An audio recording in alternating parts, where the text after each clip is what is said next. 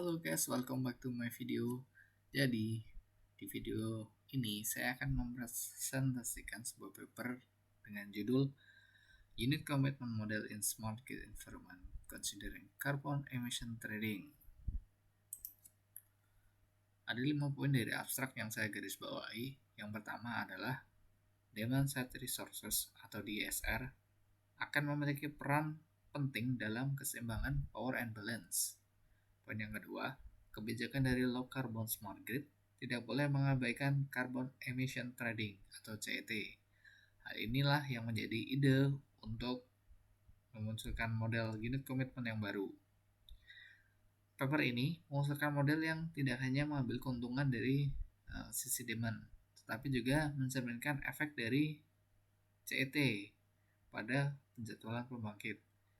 Menggunakan algoritma Improve Particle Swarm Optimization atau IPSO untuk mencari solusi optimum dan studi numerik untuk menganalisa dampak dari DSR dan CET pada hasil unit komitmen. Studi pendekatan alokasi kuota emisi dan efek dari mekanisme perubahan harga akan dikerjakan pada dua skenario yang berbeda. Bab yang pertama adalah tentang introduction. Ada beberapa penelitian terkait. Yang pertama adalah Vehicle to Grid atau V2G dan dampaknya terhadap biaya dan emisi sistem tenaga dipelajari berdasarkan model unit komitmen pada referensi 1-3. Yang kedua, signifikansi dan kelayakan DR dan perannya dalam jadwal supply and demand diperiksa dalam referensi 4-6. Poin yang ketiga, operasi ekonomis dari DG dan jadwal change constraint dari jaringan aktif dengan DG ada di referensi 7-9.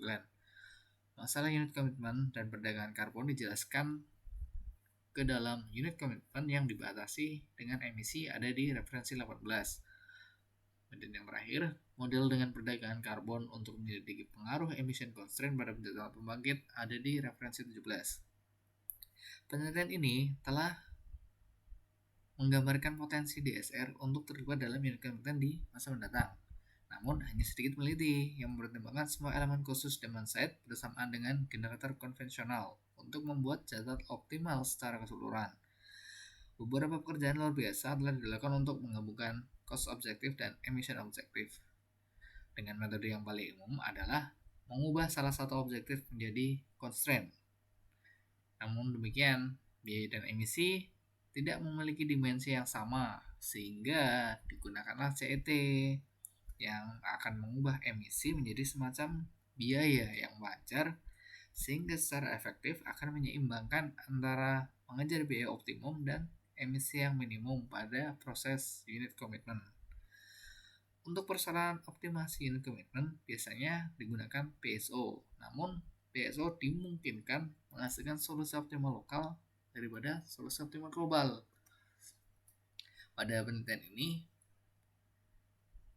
dia menggunakan pembangkit thermal konvensional dan DSR yang terdiri dari vehicle to grid, demand response, dan distributed generation yang memiliki jadwal pembangkitan harian. Peneliti ini mengamati dampak CET pada hasil unit komitmen dan meneliti efek dari pendekatan alokasi kuota emisi dan mekanisme transmisi harga. Algoritma PSO ditingkatkan untuk memiliki lebih banyak peluang untuk mendapatkan solusi optimal global untuk masalah unit komitmen. Bab yang berikutnya adalah problem formulation. Yang pertama tentang smart grid environment pada poin vehicle to grid. Jika EV atau electric vehicle tidak aktif untuk periode tertentu, si pemilik dapat menandatangani kontrak dengan operator sistem untuk berkomitmen menjual dayanya kembali ke grid melalui load agregator pada jam-jam tertentu. Load agregator sendiri ini semacam broker yang akan memfasilitasi penjualan kembali dari EV. Kemudian untuk jumlah vehicle to grid dapat diberlakukan sebagai unit khusus, mengingat ada peningkatan biaya marginal untuk melibatkan lebih banyak pemilik EV. Fungsi biaya vehicle to grid diasumsikan pada fungsi persamaan kuadratik di persamaan yang pertama. Untuk persamaan yang kedua adalah suatu batas bawah dari SOC yang akan dipertimbangkan sistem. Dan untuk persamaan yang ketiga, ini menunjukkan set of charge dari unit J pada waktu T adalah initial charge dari unit J ditambah dengan grid to vehicle, yang artinya pada saat dia charging, kemudian dikurangi dengan vehicle to grid, yang artinya si vehicle ini menjualnya kembali ke grid dibagi dengan charging state dari EV. Kemudian untuk persamaan yang keempat, adanya suatu batasan maksimum dari EV pada setiap jamnya. Dan untuk persamaan yang kelima adalah rentan waktu yang diizinkan atau rentan waktu dari EV available to discharge to grid. Dengan poin yang keenam adalah batasan maksimum dari kapasitas EV yang melakukan discharge ke grid. Selanjutnya adalah tentang DR atau demand response. Makalah ini berfokus pada insentif based DR dengan mempertimbangkan keadaan pasar listrik pada saat itu, pada saat waktu tertentu maksudnya. Load agregator mengumpulkan semua sumber daya dari DR yang tersebar dan menandatangani kontrak dengan operator sistem kelistrikan. Total kontribusi dari DR diperlakukan sebagai unit khusus dalam model unit commitment. DR cost function ada di persamaan 7. Kemudian batas dari waktu DR-nya ada di persamaan ke-8. 9 maksudnya.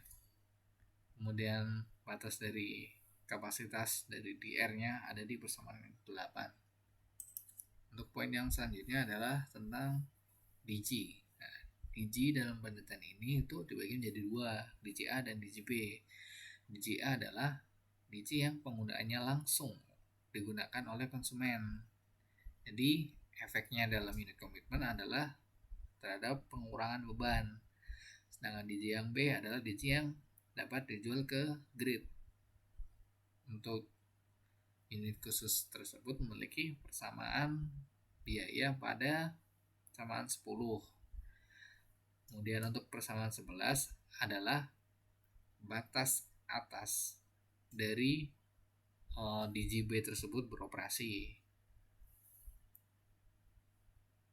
Maksudnya pada jam tertentu dia itu berapa daya yang boleh dia injek ke grid. Sedangkan untuk yang upper limit dari penetrationnya adalah daya yang diinjekkan dibandingkan dengan total bebannya, total demandnya pada saat itu. Ada di persamaan 12. Bagian selanjutnya itu tentang CET. Di poin yang pertama, carbon emission quota. Jadi makalah ini mengasumsikan bahwa kuota emisi dari suatu unit tergantung pada intensitas emisinya, yaitu jumlah rata-rata emisi untuk menghasilkan unit listrik. Dua pendekatan diusulkan. Dari setiap pendekatan tersebut, dia akan terlebih dahulu menyelesaikan unit komitmen tanpa melibatkan CET dan menghitung total output dan emisi dari masing-masing unit. Kemudian intensitas emisi setiap unit akan ditentukan dari hasil tersebut untuk mengklasifikasikan setiap unit pada beberapa kelompok sesuai dengan tingkat intensitas emisi mereka. Nah, untuk pendekatan yang pertama, dia akan membuat suatu kuota dari masing-masing unit itu yang nilainya adalah sama atau sedikit lebih rendah dari nilai emisi aslinya. Sedangkan untuk pendekatan yang kedua, dia akan mengurangi kuota emisi dari unit dalam kelompok emisi tinggi dan memberikan kesempatan atau menaikkan kuota dari unit dengan emisi yang rendah. Kedua metode ini memiliki inti yang sama, jumlah kuota semua unit sama dengan batas keseluruhannya. Kemudian untuk vehicle to grid, karena dia tidak selalu mendapat daya dari renewable, kan mungkin juga dia dapat data dari pembangkit thermal, sehingga pada vehicle to grid dia tetap akan dilibatkan dengan CET dengan perhitungan yang terpisah dari pembangkit. Yang berikutnya adalah price of carbon emission. Jadi makalah ini mengasumsikan bahwa CET dari unit generator tidak berubah terhadap perdagangan yang ada di pasar. Untuk emission cost sendiri adalah jumlah dari emisi setiap generator, nah ditambah dengan jumlah dari vehicle to grid. Jadi maksudnya EIT ini dia adalah emisi yang dihasilkan dari unit I selama rentan waktu tertentu dikurangi dengan EKI. EKI ini adalah suatu kuota yang diberikan kepada pembangkit. Jadi apabila pembangkit itu menghasilkan emisi yang lebih rendah dari kuotanya, maka dia tidak perlu membayar emisi. Tapi ketika dia menghasilkan yang lebih tinggi, maka daya yang lebih tinggi itu dikurangi dengan kuota dikalikan dengan harga dari charge-nya. Nah, di mana charge-nya ini adalah 46.745 yuan per ton atau 7.708 dolar per ton. Kemudian untuk emisi thermal dari masing-masing unit ada di persamaan 14. Nah, karena vehicle to grid tidak dapat ditentukan dari pembangkit mana dia dapat, maka dia akan dikalikan dengan rata-rata intensitas emisi dari semua pembangkit. Yang selanjutnya adalah tentang unit commitment model. Pada bagian pertama dia akan membahas tentang objektif. Nah, seperti yang kita tahu, fuel cost dan startup cost dari unit thermal ada di persamaan 15 dan 16. Nah, untuk persamaan 16 sendiri, dia ada dua jenis startup cost.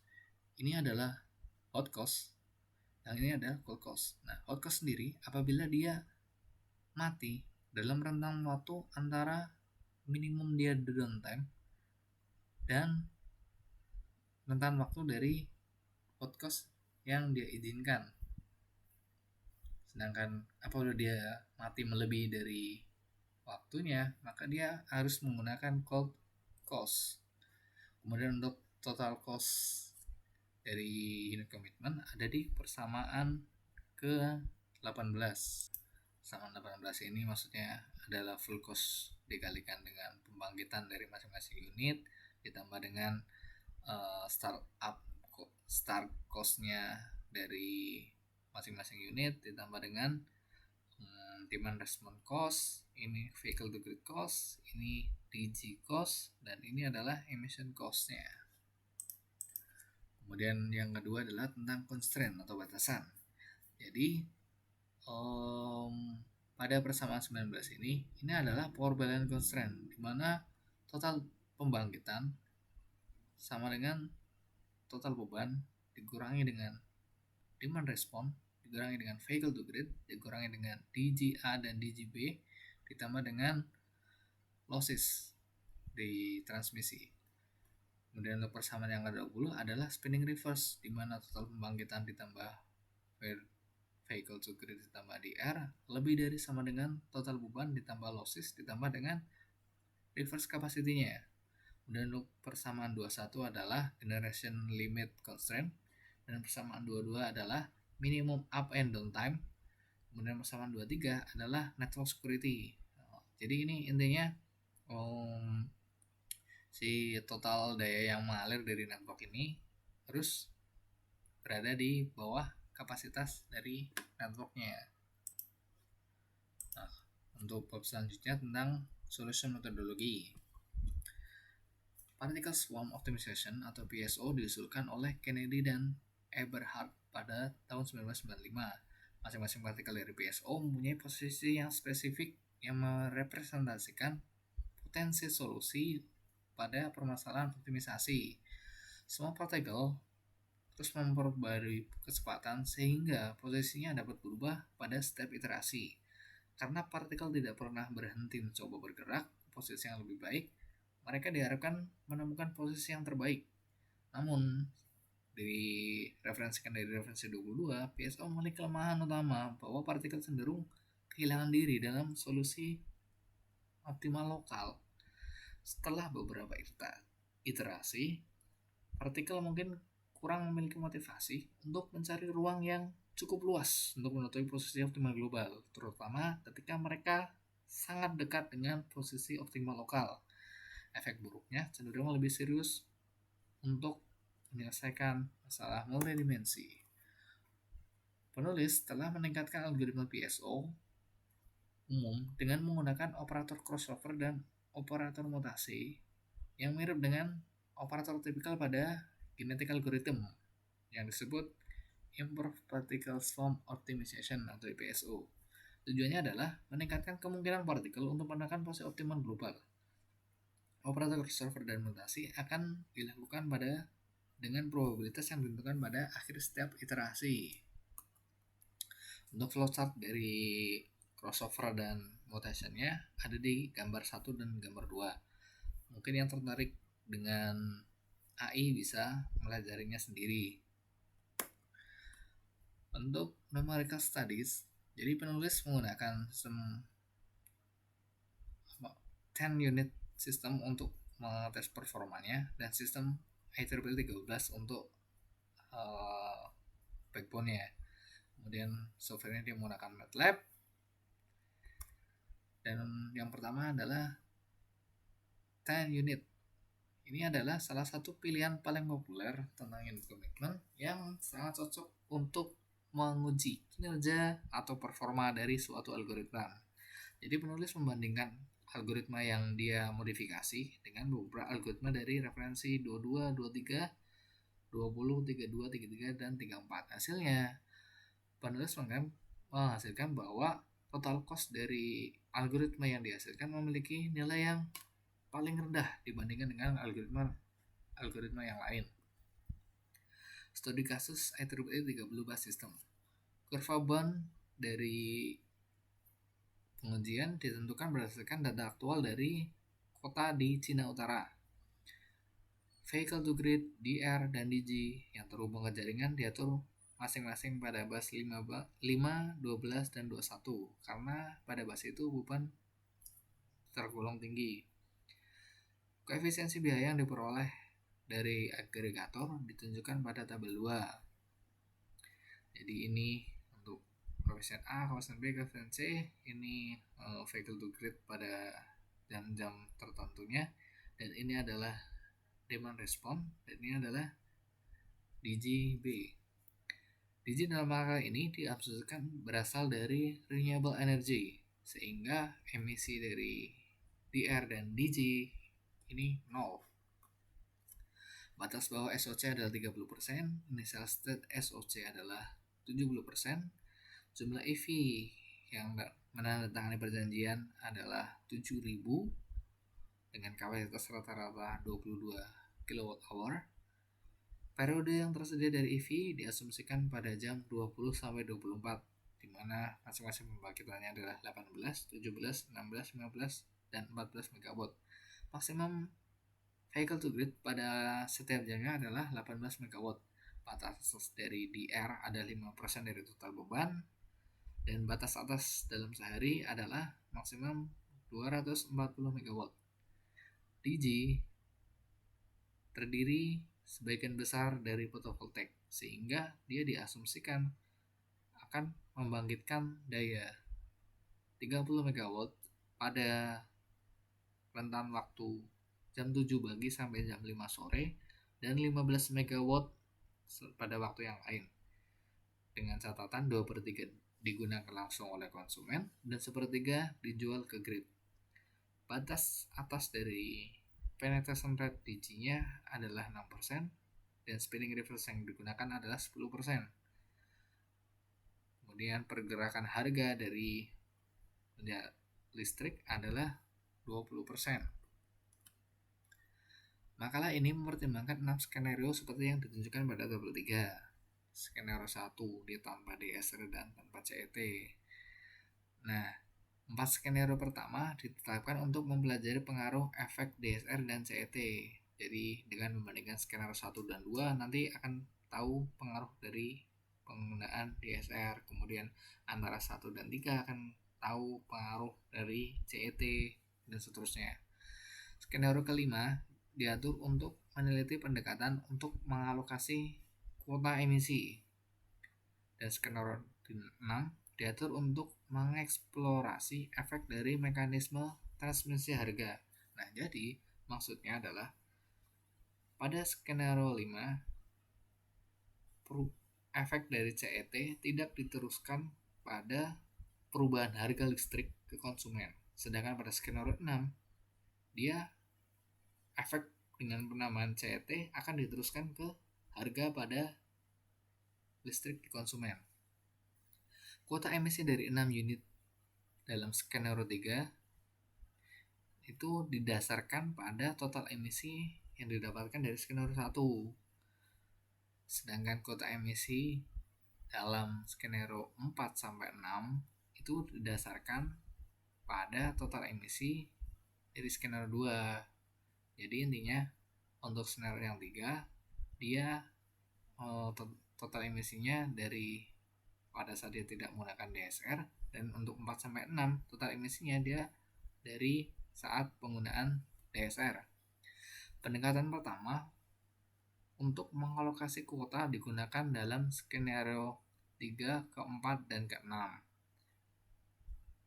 Dan skenario pendekatan yang kedua ada di skenario 5. Jadi nanti akan dibandingkan hasil optimum dari pendekatan yang pertama di skenario 4 dan hasil optimum dari pendekatan yang kedua di skenario yang kelima. Kuota emisi vehicle to grid diasumsikan 100% dari awal dalam makalah ini. Untuk kurva harian dari total pembangkitan dan total emisi yang dihasilkan dari masing-masing generator ada di tabel yang ke-6. Kemudian untuk intensitas emisi harian dari setiap unit dalam skenario yang kedua atau skenario yang menggunakan DSR tanpa CET ditunjukkan pada tabel yang kelima. 6 unit akan dibagi menjadi 3 kelompok berdasarkan intensitas emisi. Grup A adalah intensitas emisi yang paling besar, yaitu menghasilkan emisi 120% lebih besar dari rata-rata, yaitu di sini ada unit 5. Kemudian di grup B ada unit 3, unit 4, dan unit 6. Kemudian di grup C ada unit 1 dan 2. Grup C ini adalah unit dengan emisi paling rendah. Selanjutnya, total cost dan total emisi dari setiap skenario ditunjukkan pada tabel yang ke-6. Untuk total kuota emisi, pengurangan emisi yang diharapkan, pengurangan emisi aktual, degree of completion, kenaikan biaya yang sesuai, dan biaya rata-rata untuk pengurangan emisi dari 4 skenario terakhir ditunjukkan pada tabel yang ke-7. Bagian yang berikutnya adalah discussion. Yang pertama diskusi tentang dampak dari penggunaan DSR. Jadi dari skenario 2, skenario 4, dan skenario yang kelima dalam tabel 4 menunjukkan bahwa berbagai sumber daya di sisi demand memiliki potensi dan kapasitas untuk berpartisipasi dalam keseimbangan daya di smart grid. Tabel 6 menunjukkan bahwa total cost dan emisi dalam skenario 2 adalah 14,5% dan 11,64% lebih rendah daripada yang ada di skenario 1. Nah, skenario 1 kan tanpa DSR dan tanpa CET. Nah, skenario 2 dengan DSR dan tanpa CET. Jadi itu perubahannya. Poin yang berikutnya adalah TC dan emisi dalam skenario 4 13,43% dan 12,15% lebih rendah daripada skenario 3. Kemudian untuk pengurangan dalam biaya dan emisi ini menggambarkan keunggulan dari DSR. Tabel yang ketujuh mencerminkan bahwa total emisi dalam skenario 4 lebih baik daripada skenario 3. Alasannya, DSR menawarkan lebih banyak opsi untuk menggantikan output generator dengan karbon yang atau emisi yang tinggi. Tabel 7 juga mengungkapkan bahwa biaya rata-rata untuk pengurangan emisi secara signifikan lebih kecil jika DSR diperhitungkan. Discussion yang kedua adalah tentang impact of CET. Jadi, CET itu berdampak langsung terhadap pengurangan emisi, seperti yang ditunjukkan pada tabel yang ke-6. Total emisi dari skenario yang ketiga 2,88% lebih rendah daripada skenario 1, dan total emisi dalam skenario 4 3,44% lebih rendah daripada skenario 2, di mana skenario 1 dan skenario 2 adalah skenario yang tidak menggunakan CET. Sementara itu, intensitas emisi rata-rata menurun secara bersamaan. Dengan membandingkan hasil skenario 1 dan 3 yang ditunjukkan pada tabel keempat, terlihat bahwa unit-unit penghasil emisi utama seperti unit 4 dan 6 memiliki output yang lebih rendah jika CET dilakukan. Unit-unit yang memiliki intensitas emisi yang lebih rendah seperti unit 1 dan 2 memiliki output yang lebih besar. Dan discussion yang berikutnya adalah tentang efek dari penerapan alokasi emisi. Seperti yang dijelaskan pada section 2 tentang ada dua metode pendekatan yang diusulkan.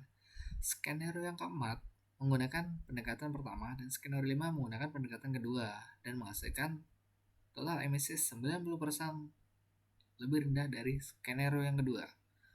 Berdasarkan tabel yang ke-6, skenario 5 total cost lebih rendah $90 dan total emisi lebih rendah 48 ton dari skenario yang keempat. Tabel 7 menunjukkan bahwa degree of completion dari skenario 5 adalah 7,4 poin persen lebih tinggi dari skenario 4 dan biaya rata-rata untuk pengurangan emisi 19,31% lebih rendah. Degree of completion adalah seberapa persen seberapa persen suatu skenario mendekati dengan hasil yang diharapkan. Itu maksud dari degree of completion. Jadi semakin tinggi degree of completion-nya, maka semakin bagus suatu skenario itu. Kemudian dengan membandingkan hasil skenario 4 dan kelima yang tercantum dari tabel 4, dapat ditarik kesimpulan bahwa pendekatan kedua untuk mengalokasikan kuota memiliki efek yang lebih baik untuk menekan unit emisi tinggi dan mengeksploitasi potensi pada unit dengan emisi yang rendah. Kemudian untuk efek dari mekanisme transmisi harga, total biaya pembangkit cenderung naik jika CET dilakukan. Seperti yang ditunjukkan pada tabel ke-6, tingkat kenaikan 30,34% pada skenario dengan DSR dan 31,97% pada skenario tanpa DSR. Jika ini tidak dapat ditransmisikan ke harga listrik konsumen, efek CET akan sangat terbatas. Dengan membandingkan skenario 6 dengan skenario 4, total cost dan total emisi mengalami pengurangan seperti yang ditunjukkan pada tabel 6. Selain itu, degree of completion kuota emisi total adalah 11 persen poin lebih tinggi. Sedangkan biaya rata-rata untuk pengurangan emisi adalah 29,6% lebih rendah jika mekanisme transmisi harga dipertimbangkan. Yang terakhir adalah tentang conclusion. Paper ini mengusulkan unit komitmen baru dengan mempertimbangkan vehicle to grid, demand response, distributed generation, dan carbon emission trading. Metode Optimasi UC menggunakan IPSO. Studi numerik memverifikasi kemampuan DSR untuk berpartisipasi dalam keseimbangan supply and demand. DSR mampu menurunkan total cost dan total emisi, dan efeknya jelas terlihat setelah adanya CET. CET akan membuat DSR dan generator emisi rendah lebih banyak mensuplai daya. Efek CET dalam pengurangan emisi akan lebih baik jika perubahan generation cost ditransmisikan atau dapat langsung merubah tarif listrik. Nah, kemudian untuk referensi yang digunakan bisa dilihat sendiri. Baik, itu adalah presentasi yang bisa saya tampilkan. Semoga bermanfaat, dan mohon maaf apabila masih banyak kesalahan dalam presentasi ini. Jadi guys, jangan lupa like, subscribe, dan share sebanyak-banyaknya. Terima kasih.